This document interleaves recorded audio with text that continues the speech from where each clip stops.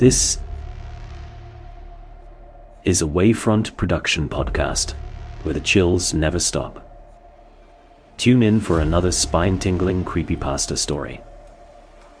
Disclaimers: for any copyright attribution, please check the comments section. Although we prefer real voices, due to budget constraints, we rely on an AI narrator to bring you audio stories that might otherwise not be available. If it's of any consolation, this podcast doesn't use online tools and fully relies on my programming skills.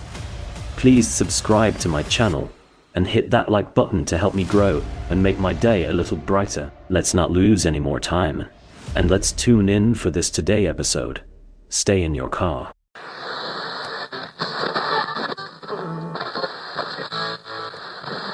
Part I. Listen, before I start. If anyone finds this, if anyone reads this, you need to know something. I shouldn't be talking about this. It's been 10 years since that night, and I've kept my mouth shut like I promised, even when I wanted to scream it from the rooftops. But the NDA's finally expired. I guess the people behind it figure enough time has passed that anyone who still remembers has moved on or been silenced. But not me. I still see it every time I close my eyes, and I'm still risking my neck by speaking up. A lot of money was spent keeping what happened buried, making people like me disappear, one way or another. But I can't keep quiet any longer. I need to get this off my chest, if only so someone else knows what's out there. If you're reading this, if you ever find yourself on a deserted highway in the middle of nowhere, and something tells you to stay in your car, you better listen. It saved my life that night, and if you're lucky, maybe it'll save yours too. It started on a dark, empty stretch of US Route 50 in Nevada. Just me and my 15-year-old Honda chugging along through the desert, hours away from the nearest town. It was around 1 a.m., and the whole world was dead quiet. No cars in sight, no streetlights. Just the black ribbon of asphalt stretching into the night, and the occasional flash of a jackrabbit's eyes in my headlights. I shouldn't have been out there alone, but it's not like I had a choice. I was coming back from a mandatory business trip in Reno. One of those, we need you here in person kind of deals. My boss didn't care that it was the middle of the night, and that it meant hours of driving through the godforsaken desert. Not that I could say no. Besides, I figured the worst that would happen was that I'd have to crank up the radio and chug a few Red Bulls to stay awake. That was before everything went to hell. I remember glancing at the clock. 1:17. When it started, the radio, which had been my only companion, fizzled out mid-song.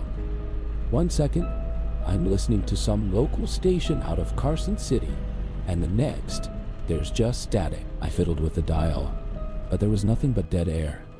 That's when I heard it, the voice, faint and crackling, like a whisper breaking through the static. Emergency alert.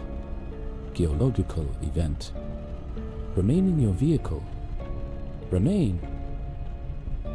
I leaned forward, straining to catch more, but it cut off, leaving me alone in the dark with nothing but that strange, heavy silence. My stomach twisted. A geological event out here? What the hell was that supposed to mean? It felt like a warning to turn back, and I'll admit I thought about it, but I told myself I was being paranoid. I shrugged it off, sped up a little, and focused on the road ahead. But then, just as I crested a small rise in the highway, I saw them, lights flashing in the distance, cutting through the darkness. At first, I thought it was just a wreck, an overturned semi blocking the lanes, some emergency vehicles parked around it.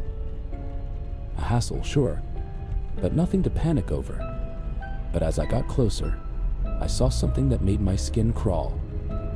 There weren't any flashing red and blue lights, no cops, no ends, just the steady, blinking hazard lights of abandoned cars, all stopped in a crooked line around the wreck, like they'd all tried to swerve and just died.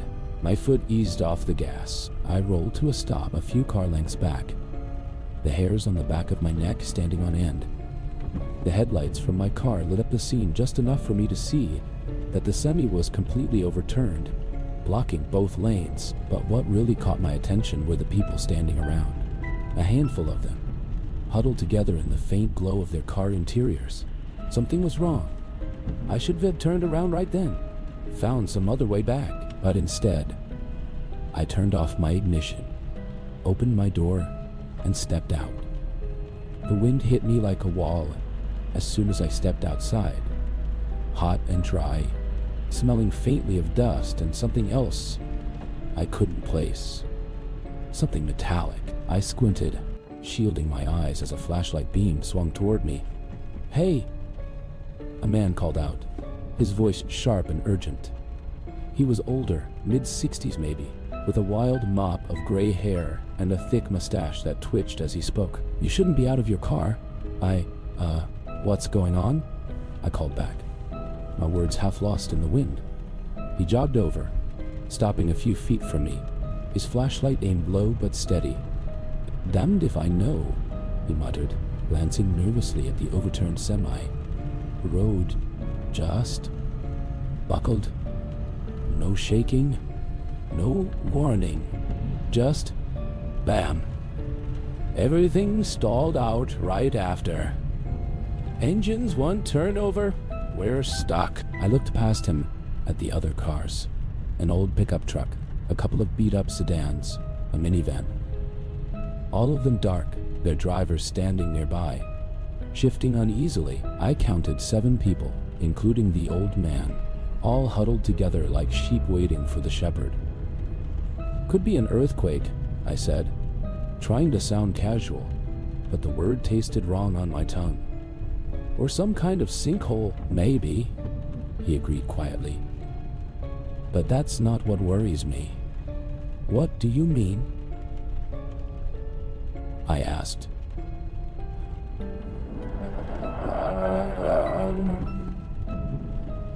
But before he could answer, a young woman, mid-20s, blonde hair, pulled back in a messy bun. She hissed, voice tense.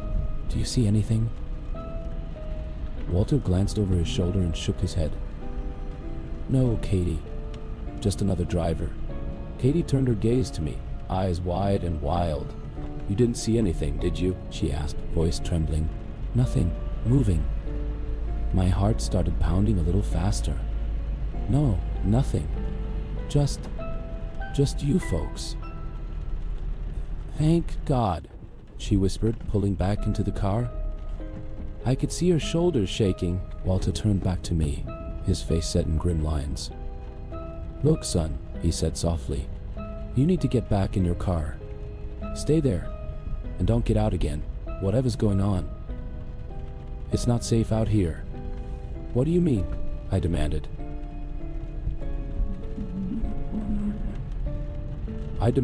"What happened?" He shook his head. "You wouldn't believe me if I told you. But listen, there's allegedly been some kind of geological event, whatever that means. That's what the radio's been saying, over and over. Emergency alert, remaining in your vehicle. They've been repeating it for the last hour." I stared at him, feeling the desert wind whip through my hair. "That doesn't make any sense." "Doesn't have to," he shot back. "But something's out here, and it's hunting. I've seen it move through the rocks. Big, fast. Clicks when it gets close. Hunting." The word embedded itself in my mind. I opened my mouth to respond, but before I could say a word, I heard it. A low, distant rumble, like the earth groaning. It rolled up through the ground, rattling my bones. And somewhere off in the dark, I swore I heard something else. A soft, rapid click-click. My blood ran cold. Walter's eyes met mine, hard and scared. "Get in your car," he whispered fiercely. "And for God's sake, stay there." I didn't wait to be told again. I turned and practically sprinted back to my Honda. I slammed the door shut, locked it, and pressed my back against the seat. Breathing hard, the radio crackled to life again. The voice faint but clear. "Remain in your vehicle. Do not exit." Remain? I turned the volume down, pulse still racing. Then I leaned forward and peered out through the windshield. Far down the road, past the line of dead cars and the wrecked semi. Something moved. Just a shadow. Just for a second. But it was there, and it was watching us, partout. The first thing I did after getting back in the car was hit the lock button about a dozen times. The little thunk-thunk of the locks kept repeating. But I didn't stop until I was sure, until it felt like that flimsy metal door could keep out whatever was out there. I stayed there for a few minutes, clutching the steering wheel like a lifeline, staring out into the night. The highway was swallowed by darkness, and beyond the wrecked semi and scattered cars, the desert stretched out forever. I strained my eyes, peering into the black for any sign of movement. Nothing. The others must have had the same idea. I saw the vague outline of Walter ducking back into the truck behind mine, his flashlight flickering off. One by one, the others slipped into their vehicles. The faint glow of headlights died, leaving us all shrouded in near total darkness, but the thing was still out there. I knew it, and so did they. I fumbled for my phone, trying to call for help one more time. Still no signal, no matter how much I stared at the screen, willing it to change. Useless. I was cut off, completely alone. Except for a few strangers and whatever the hell was moving out there in the rocks. And then I heard it again. Click, click. It was soft. So soft, I almost thought I'd imagined it, like the sound a kid makes when they snap their tongue against the roof of their mouth. A kind of low, irregular ticking that raised every hair on my arms. I craned my neck, turning my head toward the passenger side window, holding my breath. I didn't see anything, but that didn't mean it wasn't there. Stay calm, Ross, I whispered to myself. Don't freak out. But it wasn't easy. Everything about the scene. The overturned semi, the cars abandoned at awkward angles, the people cowering in their vehicles, the metallic tang in the air. It felt off. Like I'd taken a wrong turn and ended up somewhere I shouldn't be. I kept replaying Walter's warning in my head. Don't leave the car, no matter what. I almost laughed out loud. What choice did I have? There was nowhere to go. Nothing to do but wait for morning. Hope for a tow truck, or some highway patrol to roll through and start sorting things out. But deep down, I knew that wasn't going to happen. Not out here, in the dead of night, in the middle of nowhere. That's when the clicking came again, a little closer this time.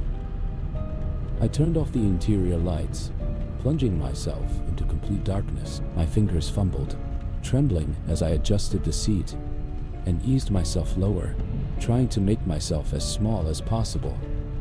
Maybe if I kept out of sight, it wouldn't see me. Maybe a faint flash of movement just outside the driver's side window, a blur of darkness. Something low to the ground.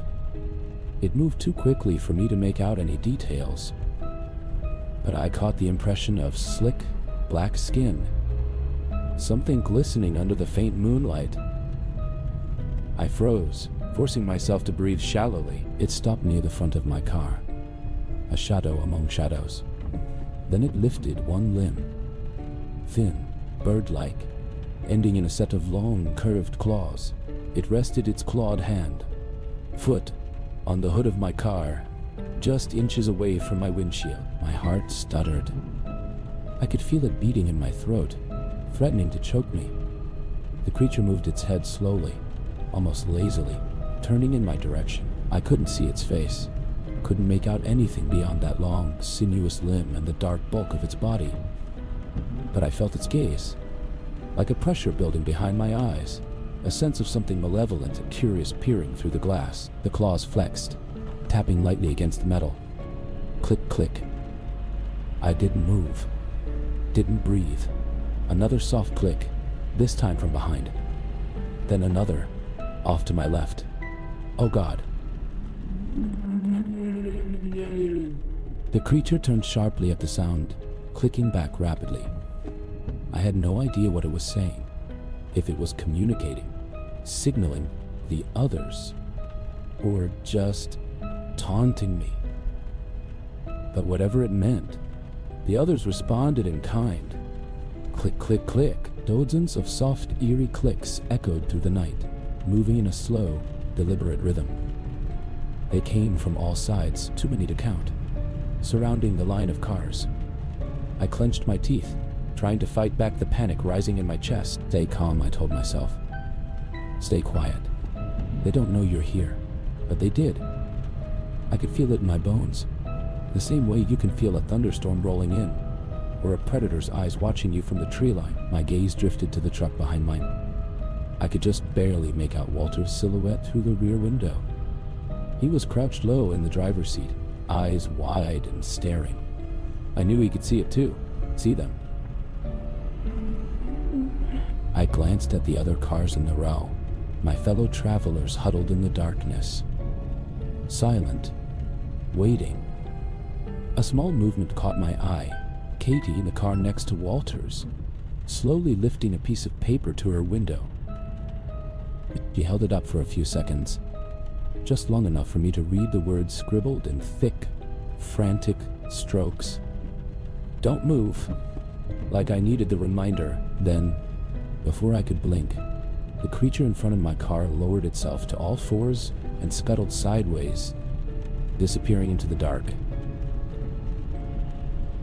I watched it go, my muscles locked up tight, half expecting it to turn and launch itself at me. But it didn't. It was moving away, back toward the rocks, and the clicking sounds were growing softer. My whole body felt numb, like I'd been holding my breath for hours. The thing was leaving. They all were. Whatever had drawn them here, they were losing interest. Then I heard it, a sharp, metallic clang, followed by a man's voice. Hey, what the hell is this? Get off my car. My heart sank. I twisted in my seat, craning to look down the line of vehicles. At the far end, the driver of a battered pickup was half out of his door, waving a flashlight wildly. His face was flushed red, mouth twisted in a snarl. Even from this distance, I could see the way his hand shook as he brandished the flashlight like a weapon. Get off! He shouted, jabbing the beam at something I couldn't see. I'm warning you. The entire line of cars seemed to hold its breath. I saw Walter frantically waving his hands, mouthing something that the man didn't see, didn't care. And then the creature lunged. It happened so fast, I almost didn't register it. One moment, the man was shouting, trying to shove his way out of the truck. The next, something huge and black slammed into him, knocking the flashlight out of his hand. I heard the crunch of metal, the shriek of torn fabric, and a wet, horrible ripping sound. The man's scream lasted all of 3 seconds. I clapped a hand over my mouth, biting down hard to stop myself from making a sound. The creature reared up, silhouetted against the pale glow of the flashlight as it bent over him. I saw the gleam of teeth, long, needle-like, stained dark, and then it struck again, tearing into the man's throat. His body jerked once, twice, then went limp. And then, just as suddenly as it appeared, the thing straightened, tossing the body aside like a discarded rag doll. It turned slowly, claws flexing, its head swiveling as it sniffed the air. Then it looked right at me. I couldn't move, couldn't even blink. I just sat there, heart pounding, staring into the darkness. It took a step forward, cocking its head like a curious animal. The clicking started again, rapid and frantic. I realized dimly that it wasn't coming from the creature in front of me. It was coming from everywhere. The others were answering. The creature hesitated, claws twitching. Then, with a final growl, it turned and loped back toward the pickup. It shoved its head inside the cab, sniffing around the ruined interior, then disappeared into the rocks beyond. I slumped back in my seat, every muscle trembling. For a moment, I thought I was going to throw up. All I wanted was to twist the ignition key, fire the engine, and get out of there. I could feel the urge in every muscle, a raw, desperate instinct to flee. But the memory of Walter's warning, and the sight of those things, lingering just beyond the headlights, made me freeze. What if the engine roared to life, and they all turned on me? I couldn't take the chance. Somehow, I held it together, forcing myself to stay still, to stay quiet. Escape wasn't going to be that easy, and I knew it wasn't over. It had just begun. Part 3. The night stretched endlessly. Every tick of my watch felt slower than the last, each second dragging on as if time itself had come to a standstill. The desert around us was unnervingly still, too quiet, except for the intermittent click-click-click noises skittering in and out of the dark. Walter had been right. The worst thing I could do was leave the car, but staying in it wasn't exactly reassuring either. My back ached from sitting too long, and my heart pounded in my chest as if trying to hammer its way out of my ribcage. I kept expecting the thing, one of them, or all of them, to return at any moment and tear the door right off the hinges. Katie's note kept flashing through my head. Don't move. I stayed still, my breathing shallow, hoping the creatures would lose interest. But the silence was worse than the sounds. If I could hear them clicking, at least I'd know where they were. Now, every shadow seemed alive. Every bump of the wind against the car felt like the start of another attack. Then the radio crackled again, just static at first, like a ghost in the machine. But through the static, the automated emergency broadcast returned. Eerily calm. Remain in your vehicle. Do not leave for any reason. Await further instructions. I turned the volume down to a whisper, as if the noise alone might attract the creatures.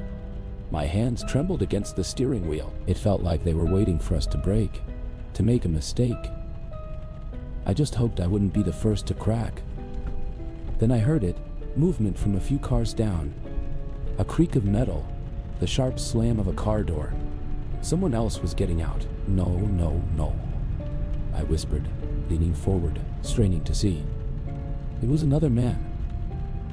Someone I hadn't met yet, driving a blue pickup. He was fumbling with the truck bed, yanking something out from under a tarp. A flashlight beam flickered in his hand, shaky but stubborn, as he dragged a tire iron free from the mess. His whole body screamed panic. "You're an idiot," I whispered under my breath. "Get back in the truck, man!"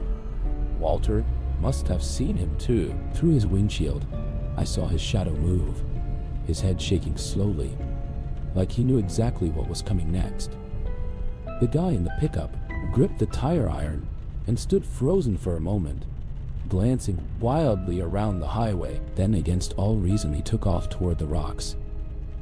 "What are you doing?" I hissed aloud, even though he couldn't hear me. He ran, his flashlight bobbing wildly, until he was swallowed by the dark. For a moment, everything was quiet again. No clicks, no sounds, just the heavy silence of the desert. Then came the noise, sharp and violent. Clang! The tire iron hit something, and the noise echoed out across the empty highway like a gunshot. Then, the clicking began. Hundreds of clicks, all around us, overlapping and frantic, like an alarm going off. The creatures had heard him. The man's flashlight beam whipped around wildly in the darkness. He screamed, and then something heavy slammed into him. I heard him hit the ground hard, followed by the awful crunch of bones breaking. I covered my mouth to keep from making a sound, watching as something black and slick dragged him back toward the rocks. He kicked once, twice, then his legs disappeared into the shadows. The flashlight flickered one last time before going out completely. And just like that, the creatures were back among us. I slunk lower in my seat, every muscle tensing. Outside my car, I could hear the light scuffle of claws against metal, the faint tap of glass being tested. One of them crawled over the roof of the car next to me, making the frame groan under its weight. "Stay still. Stay quiet." A woman 2 cars down started sobbing softly. A mother with a toddler. I could hear her whispering frantically, trying to soothe the child, but the sound only seemed to stir the creatures more. One of them crawled toward her vehicle, slow and deliberate, testing the windows with a series of curious taps. The taps turned to loud, deliberate knocks. Then, The thing let out a burst of rapid clicks, and another one answered from the darkness. The toddler whimpered, and the mother's soft shushing turned into a panicked whisper. Please, please don't. Glass shattered. I turned away, clenching my fists as I heard a high-pitched scream. A short, piercing wail that cut off as quickly as it started. Something thudded against the pavement. I didn't need to look to know what it was. Panic swelled in my chest. I wanted to help her. I wanted to do something. But Walter's warning echoed in my head. Stay in your car. Don't leave. No matter what. The creatures moved quickly, slipping between the cars like shadows. One of them leaped onto Walter's truck, claws scraping as it searched for a way inside. I could just barely make out his face through the windshield. Calm, composed, but pale as death. He gave me a slow nod, a silent reminder we just had to survive. That was all. Wait ye. The minutes stretched into hours. The clicking noises would come and go, like tides ebbing and flowing through the night. Sometimes I could hear the faint crunch of gravel as the creatures moved away, only to circle back moments later. Katie stayed put in the car next to Walter's, her silhouette slumped low in the seat. She'd been smart, quiet, still, but I could see the fear in the way she gripped the steering wheel, white-knuckled and unmoving. Somewhere further down the line, another man was muttering under his breath. His voice was low and rhythmic, like a chant or a prayer. I don't know if it was helping him, but it was starting to get on my nerves. Then came another noise, the slow, deliberate groan of a door opening. I snapped my head toward the sound. Someone else was making a run for it. It was Katie. She eased her door open just enough to slip out, then hunched low and started crawling along the ground, trying to stay hidden. I wanted to shout at her to stop, to get back inside, but I didn't dare make a sound. She was heading for the overturned semi, where the creatures had first emerged. Walter saw her too. He pressed his forehead against the window, eyes wide with disbelief. "What are you doing, Katie?" I whispered hoarsely. The creatures must have heard her too. The clicking started again, soft at first, then faster, louder. Katie froze for a moment, weighing her options. Then she bolted toward the truck, her footsteps light but urgent. The clicking turned frantic. They were coming. Katie made it to the truck, diving under the wreckage, just as one of the creatures lunged after her. It missed her by inches, slamming into the side of the semi with enough force to make the whole frame shudder. For a moment, the creature thrashed wildly, clawing at the metal, its body writhing like a snake. Then, with a final frustrated click, it scuttled away, disappearing into the night. Katie stayed hidden under the truck, breathing hard. Walter let out a breath. I did too. But we both knew it wasn't over. Not yet. The creatures were still out there, circling, waiting for their next move. And it was only a matter of time before one of us slipped. I glanced down at the gas gauge on my dashboard, a part of me desperate to turn the key, gun it, and leave everyone else behind. But with the car off, I couldn't tell how much fuel I had left, or if it would even start again. And the creatures were closer now, so close that I could hear every click, every shift of their weight as they moved from car to car.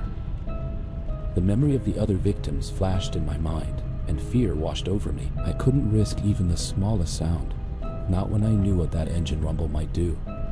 If we didn't find a way out soon, I wasn't sure any of us would make it. I swallowed hard. The clicking was getting closer, much closer. Part of the night had taken on a surreal quality, every second dragging like hours, every breath too loud in the claustrophobic space of my car. I kept my movements small and quiet, trying to stay invisible. The creatures were still out there. I could hear them clicking softly, scraping against the cars like they were testing the strength of the metal. Walter stayed inside his truck, stoic but tense. Katie was still under the overturned semi, her silhouette just barely visible in the dim starlight. Every few moments, I saw her shift slightly, hugging her knees as if she could make herself disappear. Then the sound of something heavy, metal being bent, twisted, came from the far end of the line of vehicles. Someone had snapped. Their voice rose, shrill and desperate, cracking with the strain of panic. "I can't do this! I can't. Get me out of here." I twisted in my seat to look toward his car. His door was wide open, and he was halfway out, dragging what appeared to be his wife with him. She was sobbing, clinging to his arm, begging him to stop, but he was too far gone. "We have to move, Judy," he hissed, his voice cracking. "They'll kill us if we stay. Don't you get it? We're sitting ducks. Alan, no, please," Judy whimpered, stumbling as he yanked her forward. They stumbled between the cars, making too much noise, their shoes scuffing on the gravel. And that's when the clicking started again. Louder, closer, and much more aggressive. Walter banged on the inside of his windshield, mouthing the words, "Get back inside." But Alan either didn't see or didn't care. Frantically, he dragged Judy toward the open desert. The clicking intensified, and I saw a dark shape slither out from behind a nearby SUV. "Oh God," I whispered. The creature pounced before Alan could take another step. One moment, he was dragging his wife forward. The next, the thing hit him like a freight train. He crumpled to the ground under its weight. The breath knocked out of him in a loud grunt. Judy screamed, a sound so raw and heart-wrenching that it felt like a knife slicing through the air. She tried to pull him free, clawing at the thing's slick black body, but it was too late. The creature's claws flashed, and Judy's scream cut off with a sickening thunk as her head snapped backward, her body going limp. I squeezed my eyes shut, but the sound wouldn't stop. The wet crunch of bones breaking, the scrape of claws against flesh, the awful, animalistic sounds of the creature tearing into its prey. Alan never stood a chance. The creature dragged their bodies back toward the rocks, leaving a trail of blood behind. I forced myself to breathe, even though every inhalation tasted like acid. My hands were clammy on the steering wheel, and I felt like I might pass out. Walter's face was pale as chalk, but he held my gaze through the windshield, mouthing the words, "Don't move. Don't you dare." I nodded, biting the inside of my cheek to keep from making a sound. "There was nothing we could do. No way to save them. No way to save them." And now we were out of options. The creatures had thinned our numbers again, and I could feel them circling closer, emboldened by their latest kill. We had to get out of here. Katie shifted under the semi, her hand waving urgently toward Walter. She pointed to the far end of the overturned truck, where the metal frame had bent just enough to create a narrow crawl space. It looked barely large enough for a person to slip under. But from the way Katie gestured, I could tell it was the only real protection she saw, especially if the creatures came after us. Walter glanced at me, his eyes wide, silently asking if I was ready to move. He didn't say a word. None of us dared, but the urgency in his expression was enough. He and Katie were making their move toward the edge of the lot, maybe closer to the open road where they could plan an escape down the highway. And from his posture, I could tell he was inviting me to come with them. I hesitated, gripping the steering wheel. Walter's plan made sense, but in the back of my mind an idea sparked. I could try my car one more time. If it worked, I could escape this mess entirely. I didn't know these people. I didn't owe them anything, and if the engine turned over, I'd be out of here in seconds. Katie and Walter held their position, watching me, waiting for me to decide. I forced myself to breathe and gave them a brief nod, signaling that I'd be with them soon. Walter nodded back, and then, with practiced caution, he crept across the gravel, weaving between abandoned cars and managing to avoid drawing any attention. He slipped under the semi, joining Katie, who waved frantically for me to hurry. They waited, hidden under the metal frame, but I turned my attention to the ignition key in my hand. Just one last chance. My pulse raced as I twisted the key. Nothing. I swallowed hard and tried again, turning the key a little harder, pressing my foot on the gas, as if that would somehow change things. The engine gave a series of sickly sputters, coughing and stuttering, but it wouldn't catch. My heart pounded faster as I twisted the key one more time, willing the engine to roar to life. But the only sound was a horrible, grating whine, like something broken and dying. I heard Walter slap his hand against the underside of the semi in frustration, and Katie's face, tense and pale, was a mix of anger and desperation. She raised her hands, silently begging me to stop. Then came the clicking, a frenzied, electrifying burst of it, surrounding me from all sides. My chest tightened with terror as I realized I'd drawn the creature's attention. I stopped trying the engine, yanking the key from the ignition, and threw myself out of the car. The darkness seemed alive with movement, shadows darting between vehicles, growing closer with every passing second. My heart thundered as I bolted across the gravel, every muscle screaming at me to move faster, to get to the semi before they reached me. I threw myself under the truck, scrambling into the narrow space between Katie and Walter, just as the first clawed hands slammed into the car I'd just abandoned. Before descending upon the semi moments later, the creatures clicked and furiously clawed the semi's undercarriage, their frustration growing with each unsuccessful attempt to reach us.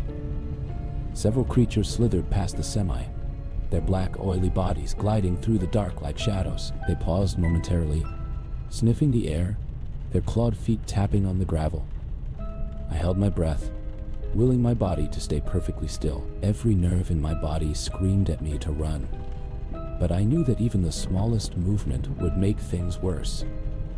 The creatures clicked softly, as if tasting the surroundings, then slinked away. I exhaled slowly, shaking uncontrollably. Beside me, Katie and Walter lay still, frozen in place. Slowly, the clicking faded as the creatures withdrew, apparently losing interest when they couldn't break through. After a few minutes of tense silence, we dared to exchange glances, our relief tinged with the bitterness of exhaustion. Katie looked at me, her expression a mix of anger and disbelief.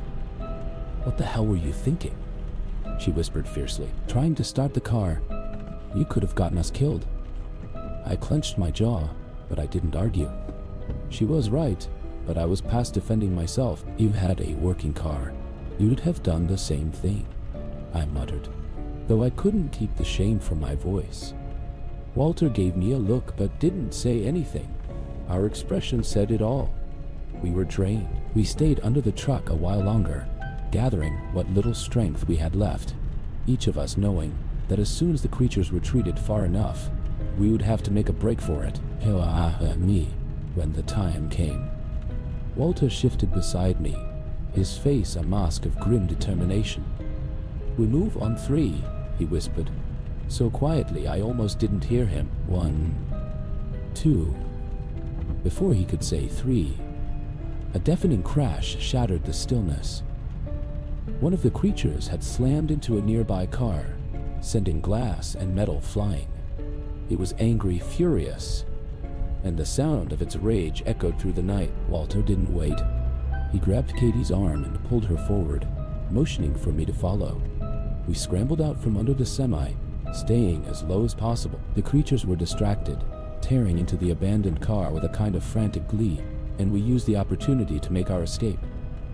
We bolted toward the far end of the lot, our footsteps light and fast. The overturned semi shielded us from view, but I knew it wouldn't be long before the creatures noticed we were gone. Walter reached the edge of the lot first, his eyes scanning the horizon. Katie was right behind him, painting softly but determined. I brought up the rear, my legs burning with every step, and just as we reached the open road, the clicking started again, louder, angrier. They knew we were running.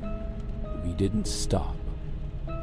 We could have been. We ran down the highway, hearts pounding, with the sound of clicking growing louder behind us. The creatures were gaining, their claws scraping against the asphalt, their clicks rising to a fever pitch, but we kept going.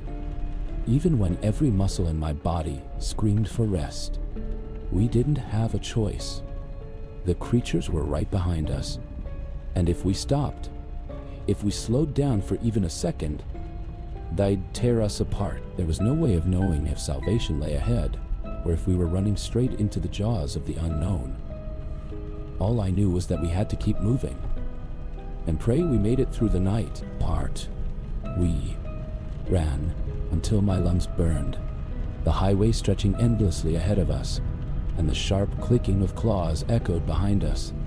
The creatures were closing in, faster than I'd imagined anything that size could move. Their clicks formed a chaotic chorus, each sound sharp and distinct, like they were speaking to each other. Walter was the first to spot the maintenance tunnel, a narrow, rusted grate set into the shoulder of the road, barely visible in the moonlight.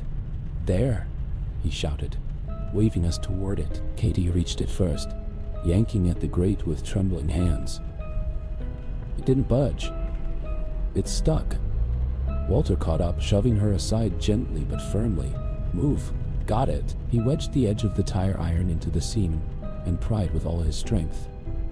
The grate gave way with a metallic screech, the noise far too loud in the still night. The creatures heard it. I risked a glance behind us. A pair of glistening, black shapes scuttled across the asphalt, low to the ground, but terrifyingly fast. One of them leaped onto a car hood with the grace of a predator, claws digging into the metal like it was butter. Its head twitched toward us, teeth gleaming under the moonlight. Walter looked back at me and shouted, "Inside! Now!" Katie scrambled into the tunnel first, wriggling through the tight space, the metal scraping against her jacket. Walter threw the grate aside and followed right behind her, his broad shoulders barely fitting through the opening. I hesitated, gripping the tire iron in my hand, heart hammering in my chest. The first creature hit the ground just feet away from me, its claws clicking madly as it skittered forward. There was no time left. I dove headfirst into the tunnel, my body scraping against the rusted edges. Walter grabbed my arm and yanked me deeper inside, slamming the grate shut behind us. Just as the creature plowed into the edge of the grate, it shrieked, an ear-piercing, angry sound, and slammed its weight against the tunnel entrance, shaking the entire structure. "Go," Walter hissed, shoving me forward. "Crawl, damn it!" The tunnel was pitch black, the only sounds our ragged breathing and the scrape of our clothes against the metal walls. Behind us, the creatures clawed and thumped at the entrance, their clicking now rapid and furious. I didn't look back. I couldn't. The tunnel stretched longer than I'd expected, sloping downward into the earth, the air growing cooler and thicker with every step. My hands felt slick with sweat and blood from earlier cuts, but I kept moving, pushing forward on trembling arms and legs. Behind me, Walter grunted in pain. "Go on," he whispered through clenched teeth. "I'll slow them down." I glanced back. "What the hell are you talking about?" "I'm not making it," he said, grim but steady. "They're too close. You and Katie, keep going." "No!" Katie's voice came from somewhere ahead, high-pitched and desperate. "You're coming too." "We're not leaving you." Walter shook his head, his eyes sad but determined. "Get the hell out of here," he growled. "Now." I wanted to argue, but the sound of claws scraping metal snapped me back to reality. The creatures had found a way through the tunnel entrance, and they were coming, faster now, shrieking and snarling as they closed the gap between us. Walter turned back, brandishing the tire iron like a sword, his eyes locked with mine one last time. A wordless message passing between us. "Run. Save yourselves." I swallowed hard, nodded, and crawled forward, ignoring my burning limbs and the ache in my chest. Katie was waiting for me a few feet ahead, tears streaming down her dirt-streaked face, her body trembling with fear and exhaustion. "We have to go," I whispered, more to myself than to her. "We have to keep going." We crawled deeper into the tunnel, leaving Walter behind. His grunts and the metallic clang of the tire iron echoed behind us. Then came the terrible wet crunch of something heavy landing. Walter let out a strangled cry, and then nothing, just silence. Katie sobbed quietly, but we didn't stop. In a tea, the tunnel opened abruptly into a narrow drainage ditch on the other side of the highway. We tumbled out into the open air, gasping for breath, the cold night wind biting at our skin. For a brief, glorious moment, we felt free. Then the clicking started again, this time from both ends of the tunnel. "They're coming!" Katie cried, scrambling to her feet. I grabbed her arm and pulled her forward, adrenaline numbing the pain in my legs. There, just down the road, a flicker of red and blue lights. "Emergency vehicles?" "They found us!" I gasped, half dragging Katie toward the flashing lights. We stumbled toward the line of vehicles. Waving our arms wildly, Katie shouted for help, her voice cracking, but I could barely hear her over the sound of my own heartbeat thudding in my ears. The emergency responders, police officers, EMTs, and men in hazmat suits rushed toward us. I felt a strange mix of relief and terror, knowing the creatures were still behind us, knowing that we had made it by only seconds. "Get down!" one of the officers shouted, raising his weapon. I dropped to the ground, pulling Katie with me, as a burst of gunfire echoed through the night. I heard the creatures shriek in fury, their bodies hitting the ground with heavy thuds. The clicking stopped, replaced by an eerie silence.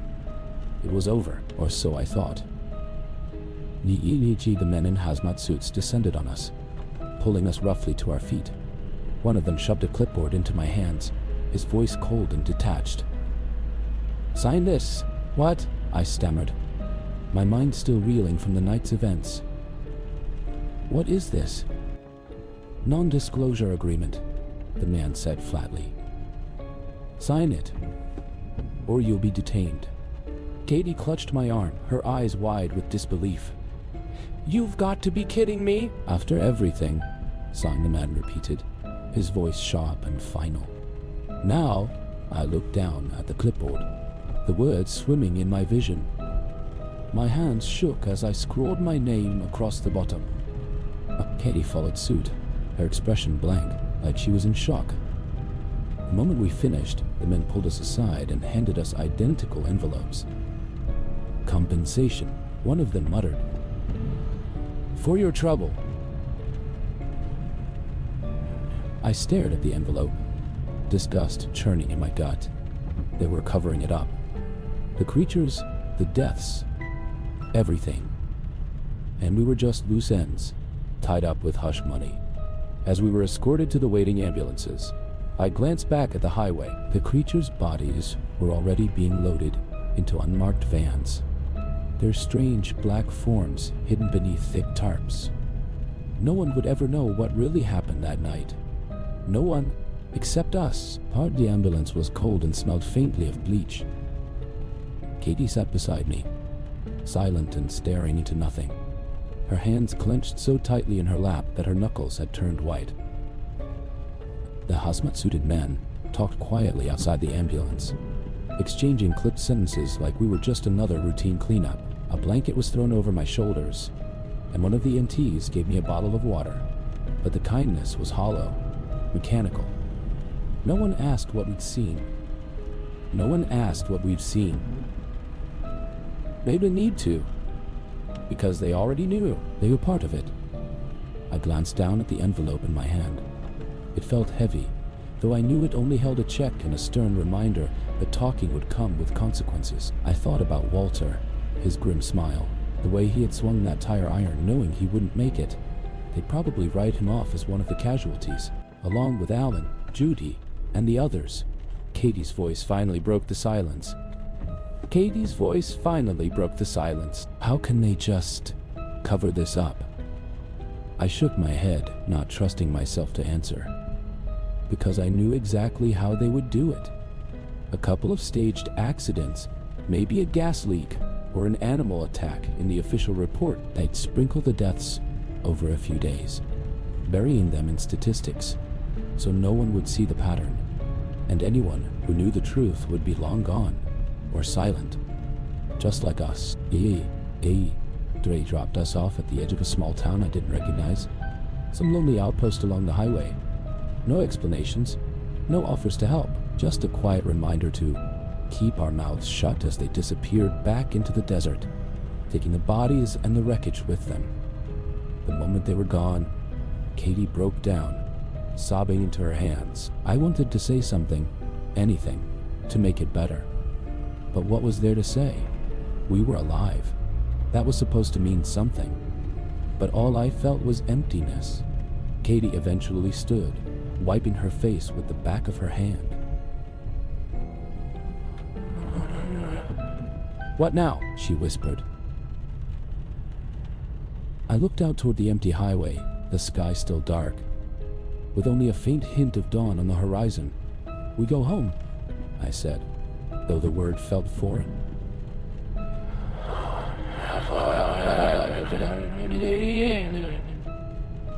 The days that followed blurred together. I managed to get back to my apartment, my girlfriend Claire, and my job, but none of it felt real. Claire asked me how the trip had gone, why I hadn't called, what happened to my car. I gave her the official explanation that there was no cell coverage in the desert, and that there had been a delay. Something about a roadblock on the way back. Along the way, I told her, my ancient Honda had finally given up the ghost. She bought it. I think she was just relieved I was home. The next day we went out and got me a new car, and life went on. Everything started falling back into place, but I wasn't really there. Not all of me. Part of me was still stuck in that tunnel, hearing Walter's last shout, feeling the scrape of claws on metal, waiting for the next click. Every time I closed my eyes, I was back on that highway, trapped, with the creatures crawling all over the vehicles. I kept the envelope in a drawer, unopened. I didn't want to know how much my silence was worth. E. It was a few weeks later when I found myself back on Route 50. I don't know why I went. Maybe I needed closure. Maybe I just needed to see it for myself, to prove that the road wasn't haunted, that it was just a place. Just asphalt and dust. The highway looked exactly the same as it had that night. Empty, endless, surrounded by the vast, silent desert. No sign of the overturned semi, no trace of the vehicles or the blood that had soaked into the gravel.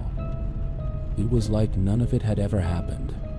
But as I drove past the spot where we had been hunted, massacred, the radio crackled. At first, it was just static. I almost laughed, thinking it was just a bad signal. But then, through the static, I could have sworn I heard a familiar voice whisper, "Remain in your vehicle.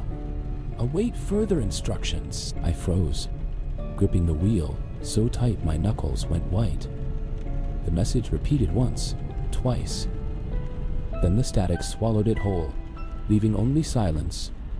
I drove faster after that, not daring to look in the rearview mirror. But even now, long after I've left that highway behind, I can't shake the feeling that I wasn't alone out there. That somewhere in the dark, those creatures are still waiting, watching, ready to hunt again. So, if you ever find yourself out there on Route 50, and your car stalls, or the radio tells you to stay inside, listen. Or better yet, turn around and get out of there fast. Because if you don't, you might not make it home.